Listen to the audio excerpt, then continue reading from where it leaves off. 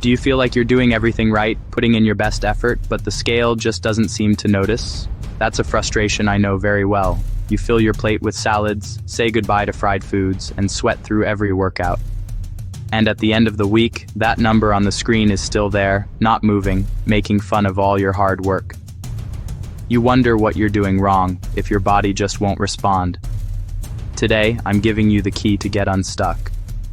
The answer isn't just trying harder without a plan, but a clear strategy. Understanding your calories and macros without guessing. I want you to get this. It's not your willpower that's failing. It's the lack of a clear map. Imagine driving to a new place without a GPS. You could spend hours and gallons of gas driving around in circles, feeling lost. In the fitness world, your personal numbers are that map. They are your GPS to success. Protein to build and fix things, fats for your hormones, and carbs for energy. Getting this balance right is what controls your progress and how full you feel. And you're not alone on this journey.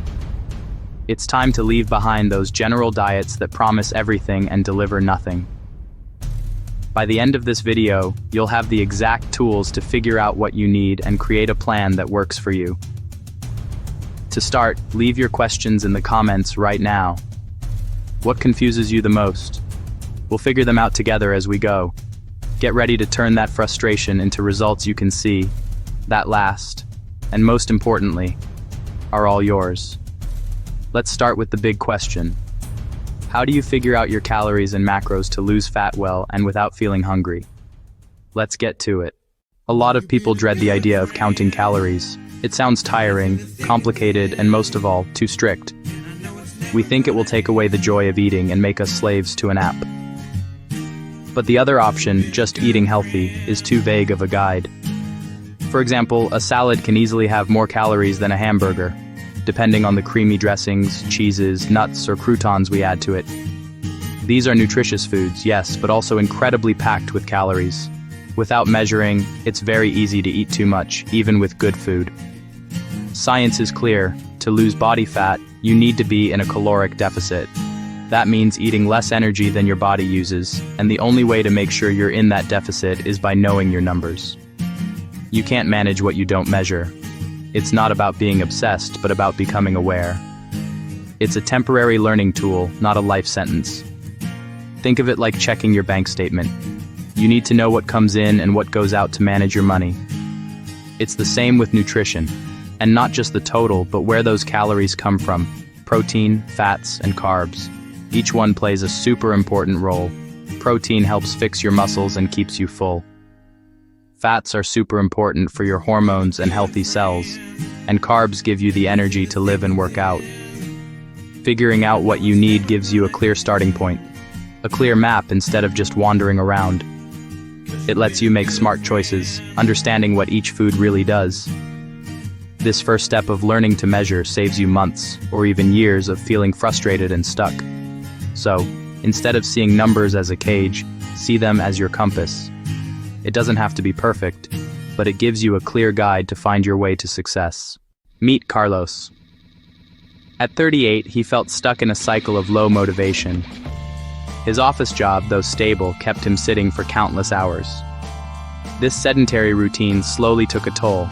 Not just on his body, but on his mood too. Over time, he gained 33 pounds he didn't know how to lose. Tiredness was his constant companion, from morning till night, and his confidence had almost disappeared. He felt disconnected from himself.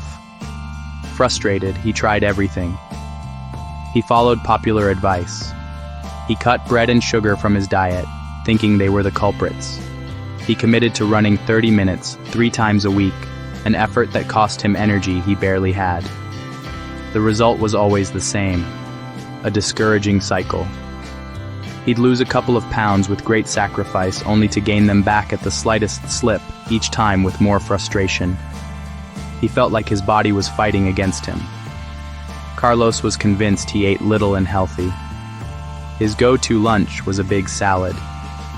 The problem was, without realizing it, he loaded it with calorie-dense ingredients, creamy dressings, cheese, avocado, and extra nuts. To curb his afternoon hunger, he turned to what he considered a healthy snack: a big handful of almonds and 1 or 2 pieces of fruit. A quick, almost unconscious habit that added up to much more than he imagined. And at night came the reward. After a long day and his workout, he'd serve himself a generous portion of dinner, thinking he'd earned it. He believed his physical effort gave him a free pass. That's when we sat down together. The first step was clarity. We calculated his basal metabolic rate, the energy his body needs at rest, and estimated his total daily energy expenditure, including his work and exercise. To create a sustainable deficit and lose fat effectively, we set a clear and achievable goal: 2,100 calories a day. It wasn't a magic number, but a starting point based on his data. This is where the big surprise came. We weighed and calculated his usual meals. His light salad added up to almost 900 calories. His almond snack, about 500. Just between those 2 meals, he already hit 70% of his daily goal. Adding up dinner and other small extras, the total was shocking. Without knowing it, Carlos was consuming around 3,000 calories daily, a surplus that perfectly explained why he wasn't consistently losing weight. Suddenly, everything made sense. It wasn't his slow metabolism or his lack of willpower. It was simply math. He was consuming more energy than he was burning. The confusion disappeared, giving way to clarity. The solution wasn't to eat less, but to eat smarter. We swapped the dressing for a yogurt-based one, measured a controlled portion of nuts, and, crucially, added a good source of lean protein to increase fullness. He started tracking his meals, not as an obsession, but as a learning tool. Each log was a lesson about the energy density of foods, giving him the power to make informed choices. The result of this new approach was transformative. In just 3 months, Carlos lost 26 pounds, mostly fat, exceeding all his expectations. But the best part wasn't the number on the scale. It was getting his energy back, rebuilding his confidence, and most importantly, gaining the knowledge and tools to maintain his results forever. Carlos finally had control. Your BMR is the least amount of energy your body needs just to stay alive. Breathing, your heart beating, keeping your body temperature right, and all your organs working, it all uses calories. This makes up a big part of the calories you burn every day. We'll use the Mifflin-St. Jean formula. It's easy and it works well. Have your weight, height, and age ready. For men, 10x weight plus 6125x height, 5x age plus 5. For women, 10x weight plus 6125x height, 5x age 161. For example, 10x 70 plus 6225 x 165, 5x 35, 161, 1395.25, which is about 1,400 calories.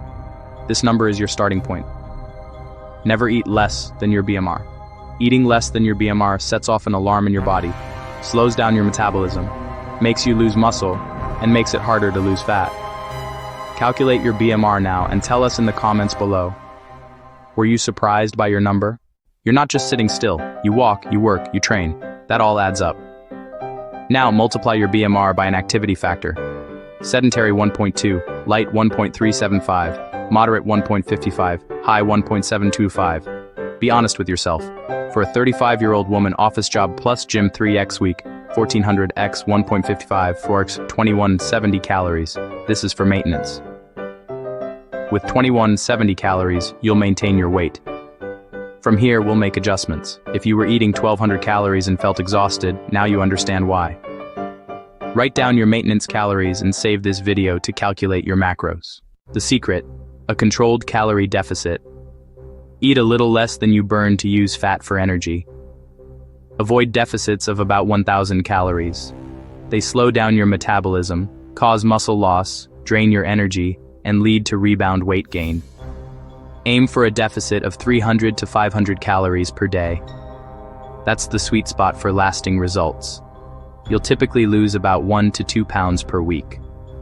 This way, you keep your energy up, protect your muscles, and stick to your plan without extreme hunger. For example, if your maintenance is 2170 calories, subtract 400 to get a target of 1770 calories for weight loss. Not 1200, not 1500, a number calculated just for you. Take your maintenance calories and subtract 300 to 500. Write down your daily goal. If this helps you, please like and share it with someone who needs it. Not all calories are the same. Macros play different roles. Protein builds and repairs muscle and keeps you feeling full longer.